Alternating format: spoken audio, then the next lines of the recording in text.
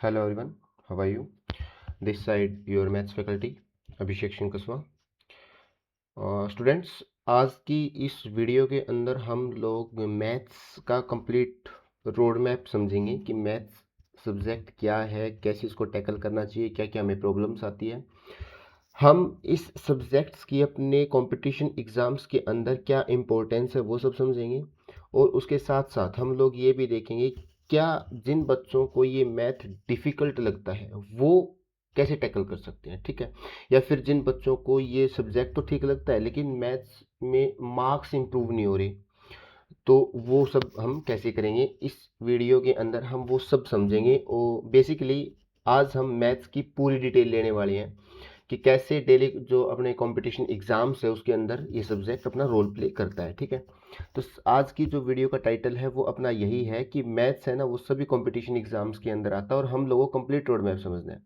देखो, हर एक स्लाइड के लास्ट में मैंने एक लाइन लिखी है अपनी दोस्तों। देखो, इजी बनेगा जब डायरेक्शन सही होगी। यानी कि अगर आपको मैथ्स टफ लग रहा है इसका मतलब ये नहीं कि मैथ्स टफ है, इसका मतलब ये हो सकता है कि आप सही डायरेक्शन में सही अप्रोच पे काम नहीं कर रहे। तो आज की इस वीडियो में आप मेरे साथ लास्ट तक बने रहना, उसके बाद मैं आपको गारंटी देता हूँ मैथ्स को देखने का पूरा नज़रिया आपका बदल जाएगा, ठीक है। तो चलिए आज की इस वीडियो में हम लोग किन किन बातों पर डिस्कस करने वाले हैं वो सब मैं आपको बताता हूँ, ठीक है। सबसे पहले मैंने कुछ मेजर इश्यूज फाइंड आउट किए, वो यही है कि एग्जाम्स के अंदर मैथ्स मैटर क्यों करता है। काफ़ी बच्चे हैं जो एसएससी के अलावा और एग्जाम्स जैसे स्टेट एग्जाम्स होते हैं ना, वहाँ पे बच्चों को मैथ्स और इंग्लिश से डर लगता है, तो वो सोचते हैं इंग्लिश छोड़ देंगे या फिर इंग्लिश कर लेंगे तो मैथ्स छोड़ देंगे। तो सबसे पहला पॉइंट यही है कि वाई मैथ्स मैटर। दूसरा, मैथ्स किन किन एग्जाम्स के अंदर आता है। तीसरा, सिलेबस ब्रेकडाउन, ये सबसे इंपॉर्टेंट है कि सिलेबस को कैसे टेकल करेंगे, ठीक है। हम हर एक टॉपिक की लिस्ट देखेंगे क्या क्या सिलेबस होता है, और उसके बाद में लास्ट में हम अपनी सही स्ट्रेटजी देखेंगे, ठीक है। तो दोस्तों मैं आपको एक बात बता देता हूँ, कभी भी किसी की भी स्ट्रेटजी आप कंप्लीटली 100% फॉलो मत करो, ठीक है। ये गलत है। आप उस स्ट्रेटजी सॉरी उस स्ट्रेटजी से आइडिया लो और अपनी खुद की स्ट्रेटजी बनाओ, ठीक है। और उसके बाद आप देखो क्या उसमें आपको इम्प्रूवमेंट हो रहा है, तो आपको 101% आपको इम्प्रूवमेंट होगा। किसी को भी ब्लाइंडली फॉलो करना आपके लिए हार्मफुल हो सकता है। इससे बेटर आप दूसरे लोगों से देख के सीख के उनके आइडियाज से लेके खुद अपना आइडिया बनाओ और खुद उस चीज़ को अच्छे से अप्लाई करो, ठीक है। तो सबसे पहला पॉइंट यही निकल के आता है आज हमारा कि वाई मैथ्स मैटर। सबसे पहले जो, वैसे तो मैंने 3-4 पॉइंट लिख रखे हैं, लेकिन सबसे पहला पॉइंट ये है कि ये ना सबसे ज़्यादा स्कोरिंग सब्जेक्ट है। स्कोरिंग सब्जेक्ट का मतलब मैं बताता हूँ, इसके अंदर हम लोग 100% स्कोर कर सकते हैं विदाउट एनी डाउट। अगर आपने, मैं नहीं कह रहा कि सिलेबस अच्छे से कर रखा है, मैं ये कह रहा हूँ अगर आपने पीवाईक्यू ढंग से किए हुए हैं और अपने कॉन्सेप्ट्स अच्छे से क्लियर है, आप आराम से 100% स्कोर कर सकते हो। और ऐसा नहीं है कि हुआ नहीं है, हर बार होता है मैथ्स के अंदर 100% स्कोर काफ़ी सारे बच्चे करते हैं, ठीक है। ये कैसे होगा 100% स्कोर, वो भी हम देखेंगे। दूसरी और सबसे मेन बात, मैथ्स का सिलेबस फिक्स है। करंट अफेयर की तरह नहीं है कि कुछ अलग पढ़ना पड़ेगा या फिर इकोनॉमिक्स की तरह थोड़ा वाइड पढ़ना पड़ेगा, नहीं, बिल्कुल फिक्स पैटर्न है, फिक्स कॉन्सेप्ट है, फिक्स सिलेबस है। उसके अलावा उस एक सिलेबस के बेस पर हम बहुत सारे एग्जाम्स को कवर कर सकते हैं। हाँ, अगर आपकी स्पीड और एक्यूरेसी है ना, तो आप सिलेक्शन के उतने ज़्यादा क्लोज जाओगे भाई, ये तो 101% है। अब जैसे मैं तीसरी बात को क्लियर करता हूँ एक बार। मैं बात करता हूँ आपकी एसएससी सीजीएल की, उसके अंदर आपके, सॉरी यार, उसके अंदर आपके 25 क्वेश्चंस प्री के अंदर आते हैं, ठीक है। वैसे 100 क्वेश्चंस आते हैं उसके अंदर 60 मिनट के अंदर, हम लोगों ने इसकी एक डिटेल वीडियो डाल रखी है इसके अंदर। अगर आप इन 25 क्वेश्चन को 15 टू 17 मिनट्स के अंदर बना लेते हो, चलो 18 minutes round figure, max to max, इससे ज़्यादा नहीं लगना चाहिए। अगर आप बढ़ा सकते हो तो आप आराम से उस पेपर को सीजीएल वाले को कर सकते हो, अदरवाइज नेक्स्ट टू इम्पॉसिबल है। अब इतने मिनट के अंदर 25 क्वेश्चन करने के लिए आपकी स्पीड नेक्स्ट लेवल होनी चाहिए, और अकेली स्पीड नहीं, आपकी एक्यूरेसी भी तो होनी चाहिए ना भाई। अब ऐसा है कि अकेले स्पीड स्पीड में काम कर रहे हो, क्वेश्चन आप गलत कर रहे हो या फिर सिली मिस्टेक्स कर रहे हो, कैलकुलेशन मिस्टेक्स कर रहे हो, तो आपकी एक्यूरेसी जाएगी। तो दोनों चीज़ों को आपके ऊपर ध्यान में रखना। और सबसे मेन बात, अगर आपको किसी भी एग्जाम की कट ऑफ क्लियर करनी है तो आपको मैथ्स आना चाहिए। ये एक स्ट्रॉन्ग वेपन है आपका किसी भी एग्जाम की कट ऑफ क्लियर करने के लिए। कैसे? जैसे मैं एसएससी की बात करता हूँ, पहले एसएससी में ये होता था 2013 14 15 तक मैक्स टू मैक्स, हमारे टीचर से हमने सुना हुआ है, वो बोलते थे जीएस छोड़ दो, सीजीएल में लग जाओगे, और लगते भी थे। उस टाइम पैटर्न अलग था। आज के टाइम में अगर हम बोल दे जीएस छोड़ दो या मैथ्स छोड़ दो या इंग्लिश छोड़ दो या रीजनिंग छोड़ दो, क्या आपका सीजीएल में सिलेक्शन हो जाएगा? तो आप कहोगे नहीं, हमें चारों सब्जेक्ट पढ़ने पड़ेंगे। ठीक है, तो ऐसा नहीं है कि आप इस सब्जेक्ट को अवॉइड करके, नेग्लेक्ट करके, इग्नोर करके एग्जाम क्लियर कर लो, सिलेक्शन ले लो। इम्पॉसिबल है भाई, समझ में आ गई बात? तो मैथ्स जितना ज़्यादा स्ट्रॉन्ग होगा, आपका सिलेक्शन भी उतना ही ज़्यादा स्ट्रॉन्ग होगा। तो सिलेक्शन के लिए मैथ्स तक तो पहुंचना जरूरी है मेरे भाई। ठीक है, नेक्स्ट। अब बात आती है, ठीक है हमें पता लग गया कि मैथ्स आना चाहिए, कौन कौन से एग्जाम में मैथ्स आता है ये तो बताओ आप हमें। तो सबसे पहला ही एग्जाम आपका, मैं बात करूं, यूपीएससी के अंदर भी आपका मैथ्स आता है। सीडीएस सबको पता है, कॉमन डिफेंस सर्विसेज, और उसके बाद सीसैट। सीसैट अपना यूपीएससी वाला एग्जाम होता है, तो आपका यूपीएससी हो गया। ठीक है, उसके बाद आपके एसएससी के जितने भी एग्जाम हैं, एक यूपीएससी के अंदर, उसके अलावा आपके एसएससी के जितने भी एग्जाम है, हर एग्जाम के अंदर आपको मैथ्स आता है। जैसे सबसे टॉप मोस्ट एग्जाम सीजीएल होता है, जिसको मिनी आईएएस बोलते हैं। उसके बाद SSC CHSL, SSC CPO, SSC MTS, उसके बाद सिलेक्शन पोस्ट, और भी बहुत सारे एग्जाम जो एसएससी के द्वारा होते हैं, दिल्ली पुलिस वगैरह के भी होते हैं ना, वो सब। ठीक है, और आईबीएसीआईओ बहुत ही ब्यूटीफुल एग्जाम है भाई, बहुत नेक्स्ट लेवल, अच्छे लेवल के क्वेश्चन अगर देखने ना किसी को, एसएससी के जो घिसे पिटे क्वेश्चन से बेकार, जो बोर फील कर रहा है ना मैथ जिसने कर रखा अच्छे लेवल का, एक बार आईबीएसीआईओ क्वेश्चन जरूर लगा के देखना, आपको अच्छा एक चैलेंज फील होगा। ठीक है, उसके बाद आपके रेलवे के जितने भी एग्जाम है, NTPC, D group, assistant loco pilot, technician 1, technician 3, सारे। उसके अलावा जितने भी स्टेट एग्जाम्स हैं, हर एक स्टेट एग्जाम के अंदर, जैसे यूपी पुलिस है, हरियाणा पुलिस है, एचएसएससी है, पंजाब पुलिस है, राजस्थान के अंदर है, जितने भी स्टेट एग्जाम्स है सबके अंदर मैथ्स आता है। और मैं मिनिमम टू मिनिमम क्वेश्चंस की बात करूँ ना, तो 15 क्वेश्चन तो कम से कम आते हैं हर एक एग्जाम में, इससे अप ही है, कम तो नहीं है। किसी के अंदर इसकी इंपॉर्टेंस 1 मार्क्स की होती है, किसी के अंदर 2 मार्क्स की होती है। वही मैं एसएससी सीजीएल मेंस की बात करूँ तो एक क्वेश्चन 3 नंबर का हो जाता है। वेटेज वाइज हम अगर बात करें तो अच्छी खासी वेटेज ये सब्जेक्ट अकेला पूरे कंपटीशन एग्जाम के अंदर रखता है। ठीक है, अब इसके बाद अगला आप लोगों का क्वेश्चन होगा, सर फिर इसका सिलेबस क्या होगा? देखो, मैथ्स के सिलेबस को करने के लिए ना हम लोगों ने इसको 3 पार्ट्स के अंदर डिवाइड किया हुआ है। ठीक है, हम लोगों ने इसको 3 पार्ट्स के अंदर डिवाइड किया हुआ है। ठीक है, सबसे पहला अगर मैं बात करूं तो कैलकुलेशन। भाई आपको सिलेबस कितना आता है, आपका सिलेबस कितना हो चुका है, डजेंट मैटर। अगर आप लोग स्पीड से क्वेश्चन नहीं बना रहे हो तो सेंस नहीं बनाते। ठीक है, तो आपकी कैलकुलेशन बहुत ज़्यादा फास्ट होनी चाहिए, क्योंकि कैलकुलेशन से आपकी स्पीड मजबूत होती है, मतलब अच्छी स्पीड होती है। उसके बाद आपका अर्थमेटिक आता है, जो कोर टॉपिक है वो भाई एक्चुअल में एक टाइम पे तो ये एसएससी की फील्ड में 70% होल्ड करता था। आज के टाइम में अगर मैं बात करूं तो 50 to 60% तो आज भी है भाई, नो डाउट। कोई कितना ही कोई कुछ कहे, 50 to 60% है, और ये आपका 40 to 50% है। ठीक है, ये आपका 40 to 50% है, ये अर्थमेटिक एडवांस का रोल है। अब आप कहोगे सर कैलकुलेशन का तो कोई वही है ही नहीं ना सिलेबस में। सिलेबस के अंदर कैलकुलेशन है, आपको बहुत सारे क्वेश्चंस चुटकियों में कैसे उड़ाने हैं उसके लिए आपको कैलकुलेशंस आनी चाहिए। और कैलकुलेशंस सीखने के लिए हम लोग जाते हैं वैदिक मैथ्स के ऊपर। कंप्लीट वैदिक मैथ्स नहीं पढ़ते भाई, वैदिक मैथ के अंदर कुछ एक ऐसे कॉन्सेप्ट्स हैं, ट्रिक नहीं बोलेंगे हम, कॉन्सेप्ट्स हैं, जिन कॉन्सेप्ट्स को अगर आपने सीख लिया तो आप एक अपने एग्जाम में एक क्वेश्चन को अच्छे से बना सकते हो। कैसे और क्यों बना सकते हो मैं वो बात करता हूँ। जैसे मान लो एक क्वेश्चन आया, ठीक है, उसके 4 ऑप्शन होते हैं। कितने ऑप्शन होते हैं? 4।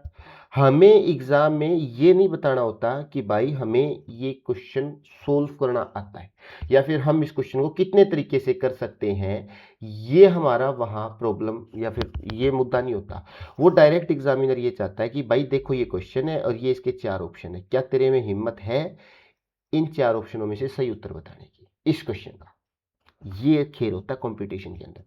अब मान लो आपने उस क्वेश्चन को सोल्व करने में 2 मिनट लगा दिए, किसी बंदे ने लेट्स से कि 40 सेकंड लगा दिए, और कोई ऐसा बंदा था जिसने 5 सेकंड में तुक्का लगा के निकल दिया, और मैं कह रहा हूं कि ये जो सी है ना, ये अपना आंसर है, और तीनों ने सी लगाया,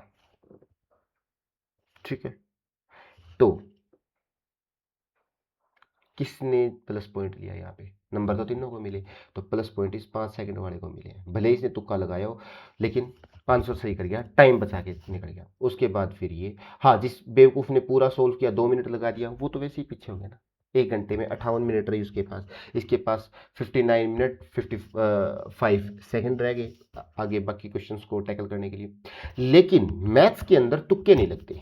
अगर किसी को भी ये गलतफहमी है ना कि मैं तुक्के से नंबर ले लूंगा, तो भाई नेक्स्ट टू इम्पॉसिबल है। 99.9% कंपटीशन के अंदर एग्जामिनर क्वेश्चन के ऐसे ऑप्शन सेट करता है कि बच्चा अगर विदाउट नॉलेज तुक्का मारेगा तो 101% गलत होंगे। तो यहाँ पे तुक्के के लिए आपकी नॉलेज होनी चाहिए। अगर आपकी नॉलेज है तभी आप तुक्का लगा सकते हो। मान लो कि किसी को पता लग गया कि हाँ यार, इस क्वेश्चन के अंदर ऑप्शन ए और डी नहीं हो सकते, अब मैं बी और सी में फंस रहा हूँ, ठीक है, तब वो वहां तुक्के की तरफ जाएगा, वहां पे भी अपनी नॉलेज का यूज करके कि हाँ ये मतलब like option closer to answer है, ये नहीं है, बहुत से फैक्टर मायने रखते हैं। उसके अलावा कैलकुलेशन में सिर्फ हम प्लस माइनस ही नहीं सीखते, उसके अलावा हम लोग, मैं आपको बता देता हूँ, option elimination, digital sum, unitary methods, ठीक है, last digit method, last 2 digit method, last 3 digit method, approximations, squares, cubes, square root, cube root, quadratic equations, ठीक है, लीनियर इक्वेशंस, उसके बाद एल्जेब्रिक एक्सप्रेशंस, ऑप्शन एलिमिनेशंस, ये सब कैलकुलेशन के अंदर आते हैं। और अगर आपने अर्थमेटिक और एडवांस कर लिया और ये तरीके नहीं किए तो आप बहुत दूर हो भाई सिलेक्शन से। अर्थमेटिक एडवांस भी करना पड़ेगा, उसके बाद आप लोगों को ये सब भी करना पड़ेगा अपनी स्पीड और एक्यूरेसी बढ़ाने के लिए, ठीक है।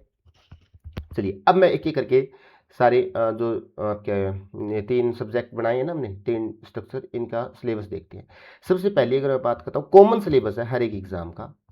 तो अगर मैं अर्थमेटिक की बात करूं तो परसेंटेज आता है सबसे पहले, उसके बाद आपका रेशियो आता है, उसके बाद आपका एवरेज आता है, उसके बाद प्रॉफिट एंड लॉस और डिस्काउंट आता है, उसके बाद सिंपल इंटरेस्ट जिसको एसआई बोलते हैं, कंपाउंड इंटरेस्ट यानी कि सीआई बोलते हैं, मिक्सर एंड एलिगेशन आता है, टाइम एंड वर्क आता है, पाइप एंड सिस्टेंट आता है, टाइम स्पीड एंड डिस्टेंस जिसको टीडीएस भी बोलते हैं, ट्रेन वाली problem time speed and distance में आएगा, बोट एंड स्ट्रीम और रेस आती है, रेस भी अलग अलग होती है, सर्कुलर वाली, ये भी, ये तीनों इसके टाइम स्पीड एंड डिस्टेंस के अंदर। उसके बाद एजिज आता है और आपके पार्टनरशिप आता है।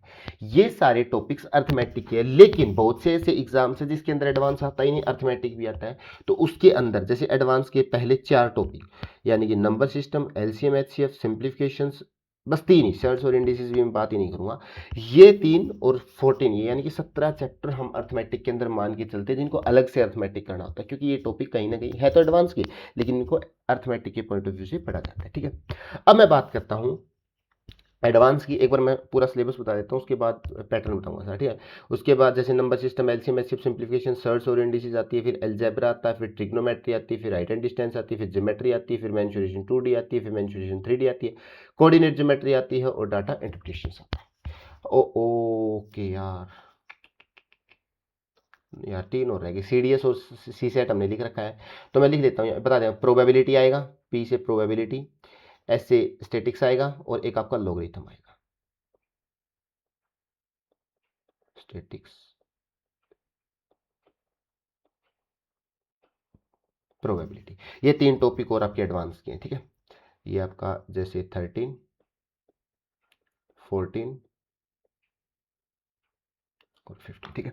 तो 15 चैप्टर यहाँ होते हैं, 14 चैप्टर ये। तो मोटा मोटा अगर मैं बात करूं तो आपके 30 कितने, अगर मैं एक आपको एक 30 चैप्टर करने होते हैं, लेकिन पॉइंट ये है 30 प्लस, मान लो ये 30 प्लस चैप्टर किन को करने हैं, क्वेश्चन है ये, जिन भी बच्चों को ग्रेजुएशन बेस्ड एग्जाम देना है उनको करने पड़ेंगे, CDS, CGL, banking, IB, banking वाले नहीं, सॉरी, बैंकिंग में एडवांस नहीं आता, अर्थमेटिक आता है, ठीक है। ये अब उसके अलावा आपका जो भी पेपर होता है ना, जो एग्ज़ाम होता है जिस भी जॉब के लिए, उसका एक नोटिफिकेशन आता है, नोटिफिकेशन में सिलेबस मेंशन होता है, तो वहाँ पे आप मिला लो जो जो चैप्टर आपके जिस भी आप एग्ज़ाम को टारगेट कर रहे हो। लेट्स से कि कोई बंदा हरियाणा का कोई एग्ज़ाम टारगेट कर रहा है, तो उसके अंदर अर्थमेटिक ज़्यादा आता है, 90% या मोर देन 90% अर्थमेटिक आता है। एडवांस क्वेश्चन नहीं देखने को मिलते, ज्योमेट्री वगैरह के नहीं आते उसके अंदर, ठीक है। तो अब वो क्या करे, क्या कंप्लीट मैथ करें, मत करो, कोई दिक्कत नहीं है।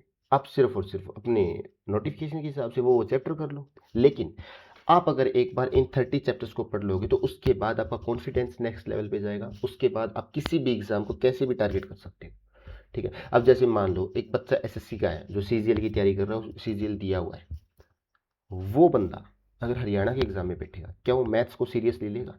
कभी नहीं लेगा। उसको अपने ऑलरेडी मैथ्स की सीजीएल प्रिपरेशन के अंदर मैथ्स को इतना ज़्यादा वो टाइम दे चुका होता है, इतनी प्रैक्टिस कर चुका होता है, यहाँ पे उसको ये अर्थमेटिक वाले जो चैप्टर है ना, सारे बिल्कुल हलवा लगते हैं। और वास्तव में ये अगर मैं एचएसएससी के पॉइंट ऑफ व्यू से देखूँ ना, एज कम्पेयर टू एसएससी, तो बहुत ही इजी क्वेश्चंस बनते हैं, ठीक है। अब करने का पैटर्न क्या है, अब क्वेश्चन है कि सर हम करें तो करें कैसे, जाएं तो जाएं कहाँ। अगर आपका ये सवाल है तो मेरी बात ध्यान से सुनो, मैं सिर्फ कुछ एक पॉइंट बताऊंगा स्पेशली बिगनर्स के लिए। पहले मैं बिगनर्स की बात करूं। देखो, अगर आपका मैथ्स में इंटरेस्ट है और आपको किसी भी टॉपिक के बारे में थोड़ा बहुत पता है, तो आप अगर अर्थमेटिक से स्टार्ट करना चाहते हो तो सबसे पहले आप परसेंटेज से स्टार्ट करो। ये सही दिख रहा है क्या आपको? पता नहीं यार, ये दिख रहा है या नहीं। वेट वेट वेट, मैं इसको हटा देता हूँ।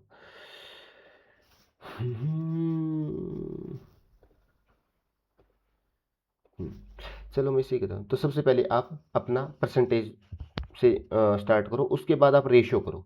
ये दो टॉपिक अच्छे से करो। उसके बाद आप लोग, मैं एक काम करता हूँ, इनकी नंबरिंग दे देता हूँ ताकि आपको बाद में ना कन्फ्यूजन ना हो किसी भी तरह का।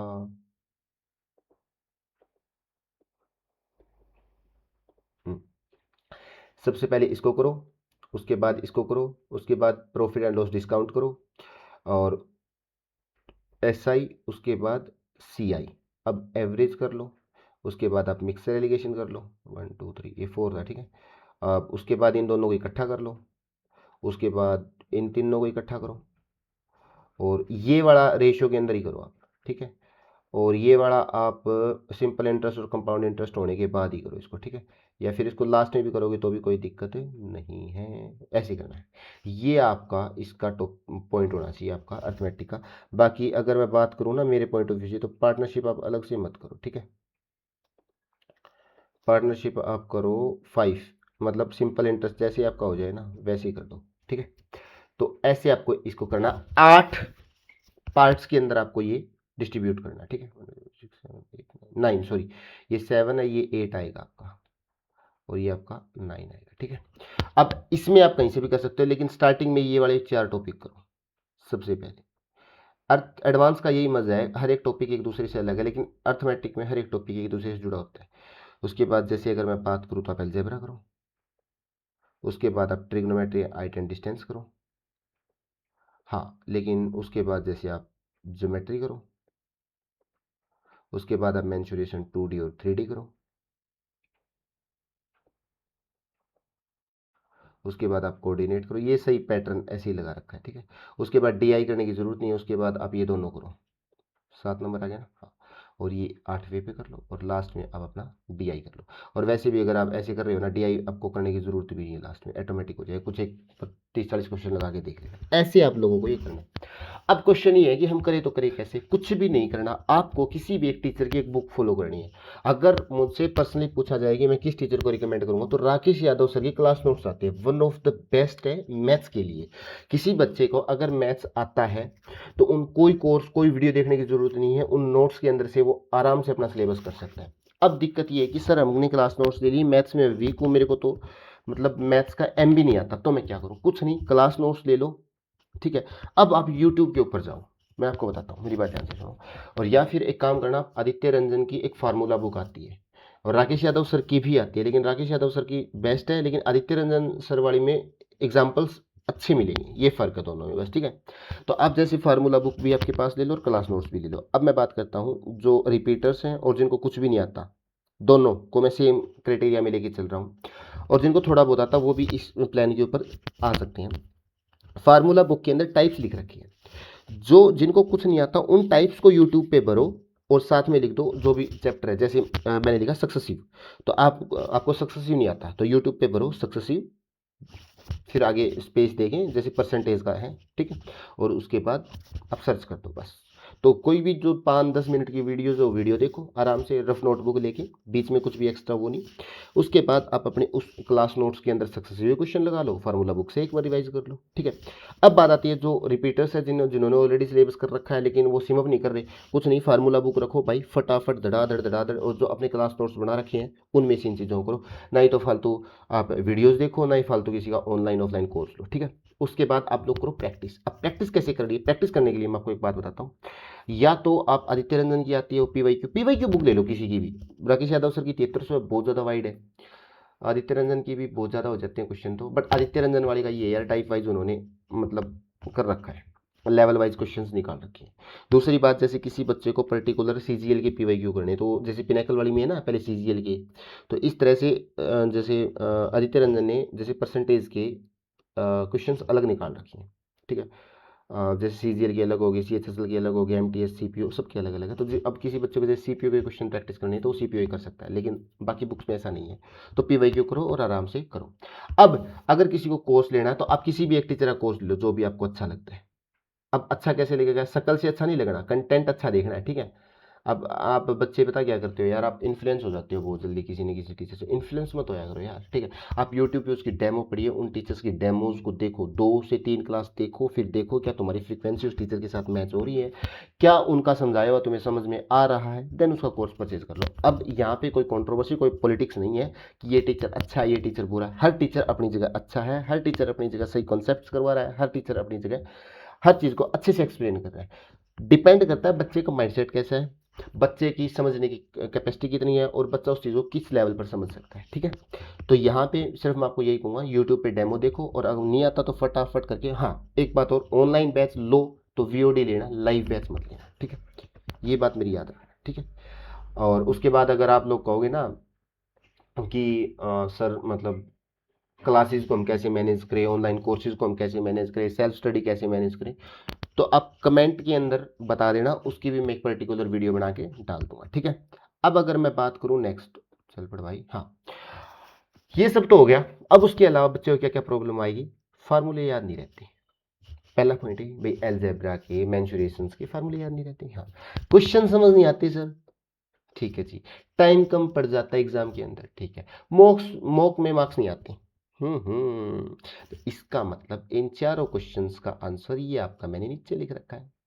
प्रॉब्लम मैथ्स में नहीं, आपकी अप्रोचेज में है, जो आप अप्रोच लगा रहे हो। तो यहाँ पे आपको अपनी अप्रोच बदलने का टाइम आ गया है दोस्तों। यहाँ पे हमें हार्ड वर्क से ज़्यादा स्मार्ट वर्क करने की जरूरत है। सबसे पहले फार्मूले याद नहीं होते, फार्मूले याद नहीं होते इसका मतलब आपकी प्रैक्टिस अच्छी नहीं है उस टॉपिक की, सीधी सी बात बताता हूँ आपको। दूसरा, क्वेश्चन समझ नहीं आता। क्वेश्चंस के अंदर ऐसा कुछ नहीं है, क्वेश्चंस हर किसी को समझ में आता है, फर्क होता है सिर्फ लैंग्वेज का। लेट्स से एक टीचर ने एक क्वेश्चन स्टार्टिंग में बेसिक कॉन्सेप्ट करवा दिया, मैं अपनी बात करता हूँ, किसी और की बात नहीं करता, मैं कोई भी टॉपिक स्टार्ट करता हूँ तो सबसे पहले उसका बिल्कुल बॉटम लाइन से स्टार्ट करता हूँ, बिल्कुल बेसिक बेसिक। और स्टार्टिंग की 4-5 मिनट तक तो जिस बच्चे ने पहले कहीं हवाबाजी खा के आया ना, वो मेरी क्लास में बैठ के वो डिस्टर्ब होता है कि यार ये क्यों बता रहे हैं सर, ये थोड़ा एडवांस बता, एडवांस एडवांस पता नहीं क्या लिखेंगे। लेकिन जैसे ही वो 5-4 मिनट के बाद वो बेसिक्स में खत्म कर देता हूँ, उसके बाद मैं कॉन्सेप्ट के ऊपर आता हूँ, फिर उस एक कॉन्सेप्ट को एक्सप्लेन करके उसके 4 से 5 क्वेश्चन, लेकिन क्वेश्चन लेवल वाइज जैसे ही मैं करवाता हूँ, वो बच्चा जो ऑलरेडी कहीं से सीख के आया था, जो ये सोच रहा था कि अब मैं तो बना दूंगा औरों से नहीं बनेंगे, उस बच्चे से फास्ट बाकी बच्चे बनाते हैं जो फ्रेशर बच्चा होता है। इसका मतलब क्वेश्चन समझ आना कंप्लीटली आपकी विजडम के ऊपर डिपेंड नहीं करता, ये डिपेंड करता है आपकी कंसेप्ट क्लैरिटी पे, कि उस क्वेश्चन को देखने का नजरिया और उस क्वेश्चन से रिलेटेड जो कॉन्सेप्ट है क्या वो आपके माइंड में क्लियर है या नहीं। तो सबसे पहली बात, मैं हमेशा ही बात कहता हूँ, क्वेश्चन से ज्यादा कॉन्सेप्ट पे काम करो। अगर आपके कॉन्सेप्ट स्ट्रॉन्ग है, क्वेश्चन ऑटोमेटिक बन जाएगा। हर एक क्वेश्चन सेम नहीं होता, लेकिन हर एक कॉन्सेप्ट मतलब एक कॉन्सेप्ट एक ही होता है, लेकिन एक कॉन्सेप्ट के बेसिस पे बहुत सारे क्वेश्चंस बनाए जा सकते हैं। एग्जामिनर लैंग्वेज कैसे भी घुमाए, अगर आपके कॉन्सेप्ट स्ट्रॉन्ग है तो क्वेश्चन ऑटोमेटिक बन जाएगा। लेकिन अगर आपका कॉन्सेप्ट वीक है, आप कितने क्वेश्चन प्रैक्टिस कर लो, कहीं ना कहीं एक आध क्वेश्चन में आप फंसो ही फंसोगे, ठीक है। जैसे अब सीजीएल मेंस का एक क्वेश्चन था, वो सिर्फ लैंग्वेज बेस्ड क्वेश्चन था। अगर किसी बच्चे ने उस अप्रोच पे काम कर रखा हो तो बना जाएगा, अदरवाइज फंस जाएगा वो, फिर वहां पे अलजेब्रा एक्सप्रेशन लगाने में बैठ जाएगा। एक क्वेश्चन था उसका, ठीक है, तो वो मैं शॉर्ट्स बना के डाल के दिखाऊंगा आपको, ठीक है। उसके बाद टाइम कम पड़ता है भाई, टाइम कम पड़ता है, तो इसी वजह से मैंने इस मैथ्स को दो भागों में नहीं बांट के 3 पार्ट्स के अंदर डिवाइड किया था। सबसे पहले मैंने कैलकुलेशन रखा था, इसी वजह से मैं, बाकी टीचर अर्थमेटिक एडवांस रखते वहीं से स्टार्ट करवाते, मैं नहीं करवाता भाई, हम कैलकुलेशन से स्टार्ट करवाते। स्टार्टिंग के 10 दिन हम बोलते हैं कि आप 10 दिन आराम से बैठ जाओ, कैलकुलेशन करो, उसके बाद हम अर्थमेटिक एडवांस या कहीं से भी कोई भी टॉपिक स्टार्ट करेंगे, आप कैलकुलेशन में तो नहीं अटकोगे, मैं गारंटी देता हूँ। इसी वजह से हम अपनी क्लास में एक क्वेश्चन 5 तरीके से करवाने की हिम्मत रखते हैं। क्यों? क्योंकि हम स्टार्टिंग में कैलकुलेशन करवा देते हैं। कैलकुलेशन करवाएंगे, एक क्वेश्चन बताऊंगा, अगला क्वेश्चन बच्चे बता देंगे 2 तरीकों से, तो हमें एक ही तरीके से बताने की जरूरत पड़ती है, ठीक है। हाँ, तो टाइम, इसका मतलब आपकी स्पीड नहीं है, एक्यूरेसी नहीं है, और रीडिंग स्पीड भी आपकी कम है। सबसे पहले आप अपनी रीडिंग स्पीड को बढ़ाओ और अंडरस्टैंडिंग को बढ़ाओ कि आप तेज तेज पढ़ सकते हो, तेज तेज समझ सकते हो। उसके बाद आप कैलकुलेशन पे काम करो, आपकी टाइम ऑटोमेटिक बचेगा। उसके अलावा मॉक टेस्ट देते हो, उसके अंदर मार्क्स नहीं आते या नहीं बढ़ते, तो सबसे पहले अपनी एक नोटबुक लगाओ, ठीक है। मैं जैसे सभी सब्जेक्ट की लगाता हूँ मैं, तो लगा रखी है। आप ऐसे काम करो, सभी सब्जेक्ट की एक लगाओ, उसके अंदर कुछ पेजेस मैथ्स के अलग कर दो, फिर कुछ इंग्लिश के, कुछ ऐसे ऐसे आप जिस भी एग्जाम को टारगेट करते हो, ठीक है। अब जैसे आपने एक मॉक लगाया 25 क्वेश्चंस के अंदर, आपके मैं मान के चल रहा हूँ लमसम 18 क्वेश्चंस ठीक हो गए, और आपने अटेम्प्ट किए 22, ठीक है, और आपने 3 छोड़ दिए, और आपके 4 गलत हो गए। कैलकुलेशन तो यही बनेगी ना, बात सही है। सबसे पहले चुपचाप उन तीनों को पकड़ो, आपने वो छोड़े क्यों? अब छोड़ने के रीजन क्या है? पहला रीजन, आपने वो क्वेश्चन पहले देखा ही नहीं। दूसरा रीजन, आपने वो क्वेश्चन देख तो रखा था, लेकिन उसका कॉन्सेप्ट समझ में नहीं आया, आपका कॉन्सेप्ट माइंड में नहीं आया। अगर आपने वो क्वेश्चन नहीं देखा, सरप्राइज थे, इसका मतलब नई टाइप थी। दूसरी बात, आपने वो क्वेश्चन देख तो रखा था, लेकिन आप बना नहीं पाई, यानी due to lack of concept, इसका मतलब आपके कॉन्सेप्ट कमजोर रह गए उस क्वेश्चन को बनाने के लिए। तीसरा, क्वेश्चन लेंथी था, लैंग्वेज ऐसी थी, टाइम टेकन था, तब आपने उसको टाइम कंज्यूम करवा के छोड़ दिया। या फिर आपकी विजडम ऐसी, आपको देखते ही पता लग गया कि ये क्वेश्चन टाइम खाएगा, इसको स्किप करो। 3 ही पॉइंट होते हैं क्वेश्चन छोड़ने के, और कोई पॉइंट ही नहीं होता मेरे भाई। तो अगर आपका तीसरा पॉइंट है, हाँ भाई लाइक कैलकुलेटिव था, तो आपको कैलकुलेशन पे काम करने की जरूरत है। अब आओ इन 18 क्वेश्चंस पे। अब इन 18 क्वेश्चंस को एक एक करके करो कि ये 18 क्वेश्चंस आपके ठीक हुए, तो कौन सा क्वेश्चन है जो आपका बहुत ज्यादा स्ट्रॉन्ग कॉन्सेप्ट था, उसकी वजह से ठीक हुआ। जो स्ट्रॉन्ग कॉन्सेप्ट है वो तो फिर दोबारा करना ही नहीं है। दूसरा, कौन सा क्वेश्चन ऐसा था कि हाँ उसका कॉन्सेप्ट आधा अधूरा माइंड में था, लेकिन आपने निकाल दिया, उसको लिखो, क्योंकि वो कॉन्सेप्ट आज आधा अधूरा है, तो कल वो कॉन्सेप्ट पक्का होना चाहिए। तीसरा, आपने तुक्का मार दिया, और तुक्का फिर किस बेस पे मारा, उस पर काम करो, ठीक है। अब आओ एक गलत पे। अब आपका क्वेश्चन गलत क्यों हुआ? पहला पॉइंट, सिली मिस्टेक होगी, यानी मान लो जैसे मैं बोल रहा हूँ कि मतलब 2 चौके 8 होते हैं, और आपने जल्दी जल्दी में 2 चौके 7 पढ़ लिया, और क्वेश्चन में कहीं गड़बड़ी कर गई। दूसरा, ऑप्शन आपका आंसर सही आया, ऑप्शन आप वो चूज कर रहे थे जल्दी जल्दी में, ऑप्शन जैसे मान लो एक क्वेश्चन था, उसका ऑप्शन बी था, आपका भी ऑप्शन बी वाला आंसर मैच हो रहा है, लेकिन जल्दी जल्दी आपने ऑप्शन सी का मिस चेक कर दिया। तीसरा, आपने तुक्का मारा, तुक्का गलत हो गया। इन पे काम करो, फिर देखना आप धीरे धीरे धीरे आपके सारे कॉन्सेप्ट कॉन्सेप्ट तैयार हो जाएंगे, और कॉन्सेप्ट की अलग से एक नोटबुक लगा लेना, मॉक में मार्क्स बढ़ने स्टार्ट हो जाए, ठीक है। तो ये 3 पॉइंट थे। अब उसके बाद मैं आगे बात करता हूँ, अबे यार चल पड़, हाँ, अब मैं कुछ एक रियलिटी की बात करता हूँ। टीचर्स बहुत ज्यादा गुमराह कर रहे हैं आज के टाइम में बच्चों को, भाई गुमराह मत हो। रियलिटी जो ट्रूथ है ना, पीवाईक्यू रिपीट होते हैं एग्जाम के अंदर, और 70% पीवाईक्यूज रिपीट होते हैं। अब ऐसा नहीं है कि आज सीजीएल के अंदर वो क्वेश्चन था, सेम वही क्वेश्चन आ जाएगा, क्वेश्चन सेम नहीं आएगा, डाटा अलग हो जाएगा, लेकिन लैंग्वेज क्वेश्चन की सेम रहती है मेरे भाई। 70% क्वेश्चन पीवाईक्यू पैटर्न पे ही होते हैं। इसका मतलब आपको सबसे पहले क्या करना है, मैं आपको सीधी सीधी बात बताता हूं। अपने कॉन्सेप्ट करो, उसके बाद डायरेक्ट पीवाईक्यू की प्रैक्टिस करो बस, और उसके बाद आप छोटे छोटे क्विज लगाओ, और उसके बाद अपने टेस्ट लगाओ, बस। मैथ्स को स्ट्रॉन्ग करने का इसके अलावा कोई तरीका नहीं है इस दुनिया जहान में। अब कॉन्सेप्ट कैसे स्ट्रॉन्ग करोगे? अब किसी टीचर का बैच दे रखा है, बैच से स्ट्रॉन्ग कर सकते हो। कोई भी जैसे फार्मूला बुक वाली जैसे कोई भी बुक है, उस बुक से कर सकते हो। आपने ऑलरेडी कहीं से बैच कर रखा, खुद के नोट्स से कर सकते हो। किसी टीचर के क्लास नोट्स, आपको ये लग रहा है कि सर मुझे क्लासेज और बैच की जरूरत नहीं, क्लास नोट्स से मैं कर लूंगा, तो क्लास नोट्स से कर लो, बस दैट्स इट। उसके बाद एक एक दो दो उन कॉन्सेप्ट के साथ क्वेश्चन लगाते रहो। उसके बाद पीवाईक्यू, उसके बाद आपके छोटे छोटे क्विज। क्विज कैसे लगाने में बता देता हूँ। जैसे आप आज आपने परसेंटेज का मतलब परसेंटेज में मान के चलो छोटे मोटे मिला के 30 कॉन्सेप्ट होते हैं। 30 कॉन्सेप्ट आपने कर लिए। 30 कॉन्सेप्ट के बाद में अब आप लोग कुछ बंद करो, पीवाईक्यू से पहले क्विज लगा लो, क्विज के बाद पीवाईक्यू पे आ जाओ। ठीक है, टॉपिक वाइज क्विज लगाओ, उसके बाद टेस्ट लगाओ, उसके बाद पैटर्न फिक्स होता है भाई, कुछ भी लगा लेना पैटर्न फिक्स होगा ही होगा। अब एक क्वेश्चन बताओ, ये क्वेश्चन हर एक एग्जाम में कहीं ना कहीं देखने को मिलता है। जैसे मैं कहता हूँ एक शहर की जनसंख्या 25,000 है, अगले साल उस शहर की जनसंख्या 10% बढ़ जाती है, अगले साल उस शहर की जनसंख्या 15% बढ़ जाती है, 2 साल बाद शहर की जनसंख्या क्या होगी? ये क्वेश्चन आपने देखा है? तो ये क्वेश्चन फिक्स है भाई, सक्सेसिव का है, आते हैं अभी भी आते हैं क्वेश्चन। नेक्स्ट, सबसे इंपॉर्टेंट लाइन, स्मार्ट प्रैक्टिस से इंप्रूवमेंट होती है और इंप्रूवमेंट फास्ट करनी है हमें। एक तो इंप्रूवमेंट करनी है, एक तो ऐसे ऐसे ऐसे ऐसे इंप्रूवमेंट कर रहे हैं हम लोग, है ना, और एक भाई साहब ऐसे इंप्रूवमेंट कर रहे हैं। ठीक है, और एक ऐसे इंप्रूवमेंट कर रहा है। तो हमें ये वाली इंप्रूवमेंट चाहिए, ये वाली भी गलत है और ये वाली भी गलत है। समझ आ गई बात? तो जैसे भी आप टाइम के साथ स्मार्ट प्रैक्टिस करोगे इंप्रूवमेंट होगी ही होगी। तो अब यहां तक की बात में आपको ये बात तो समझ में आ गई होगी कि मैथ टफ नहीं होता, गलत तरीके से आप पढ़ रहे हो ना, वो तरीके गलत हो जाते हैं, उन तरीकों की वजह से आपको मैथ टफ लगने लग जाता है, या फिर किसी टीचर की टोन ही ऐसी हो जाती है कि वो आपको बार बार डीमोटिवेट या डिके करता जा रहा है, तो फिर वो आपको मैथ टफ लगेगा मेरे भाई। या फिर आप मतलब मान लो भाई, मतलब मेरी क्लास में था, मुझे याद है, गर्ल्स को स्पेशली डिवाइड करना नहीं आता था, वो हम बचपन वाले तरीके से डिवाइड कर रहे थे। तब उसने कहा कि ये 5 रिमाइंडर कैसे बच गया?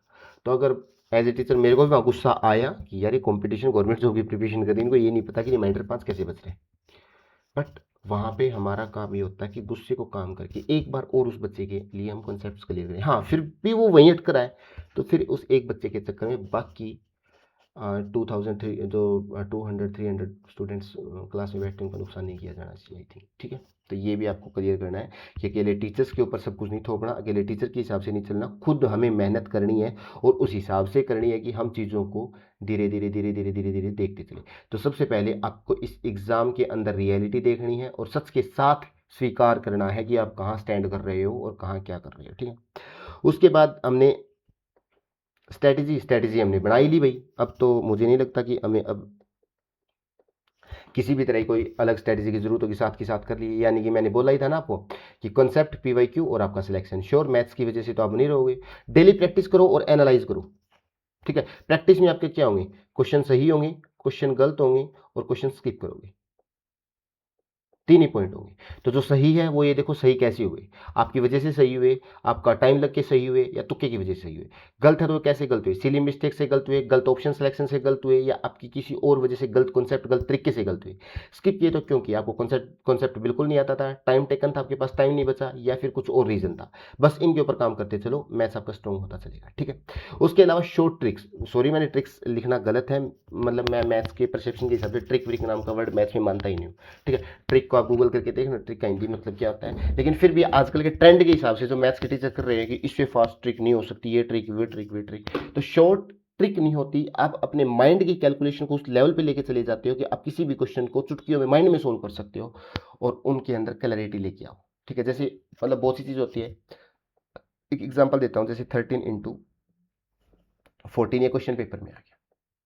ठीक है, अलग अलग ऑप्शन थे, तो अब अगर मैं इसको कंप्लीट सोल्व करूँ, कंप्लीट सोल्व नहीं करूंगा। अब मेरा माइंड क्या है कि 4 और 3 की मल्टीप्लाई करूँगा 2, यानी कि यूनिट डिजिट इकाई अंक 2 होना चाहिए। अब जिस भी ऑप्शन में इकाई अंक 2 होगा मेरा आंसर खटैक से मैं लगा दूंगा।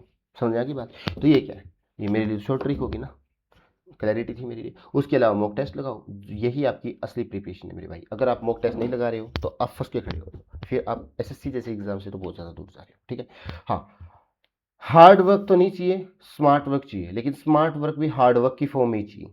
ठीक है, अपने हार्ड वर्क को ऐसा करोगे वो स्मार्ट अप्रोचेज के साथ काम करो। ठीक है, ये आपकी स्ट्रेटजी थी। ठीक है, अब अगर मैं लास्ट में बात करूं, ये आज की वीडियो थी। इस वीडियो के अंदर होप सो मैंने आपके सारे डाउट्स क्लियर कर दिए होंगे, सारी आपकी जो जो भी आपके माइंड में क्वेश्चन आ रहे थे इस सब्जेक्ट को लेके वो सब्जेक्ट क्लियर हो गए होंगे। उसके अलावा अगर आप के कोई भी अगर एक्स्ट्रा क्वेश्चंस और हैं तो प्लीज़ आप कमेंट सेक्शन में छोड़ दीजिएगा, मैं रिप्लाई देने की कोशिश करूंगा, या तो वीडियो के माध्यम से या फिर जैसे भी टाइप होगा टाइप की। ठीक है, और इसके बाद अगर आपको वीडियो पसंद आए तो डेफिनेटली जो आपको करना लाइक, और जिनको भी लग रहा है कि मैथ्स में स्टक हो रहे हैं तो उनके पास शेयर कर दो इस वीडियो को, अगर थोड़ी बहुत भी आपको हेल्प लगे या फिर लगे कि उस बंदे को हेल्प हो सकती है। ठीक है, और चैनल पर अगर आप नए हो तो सब्सक्राइब कर लेना। and thank you so much.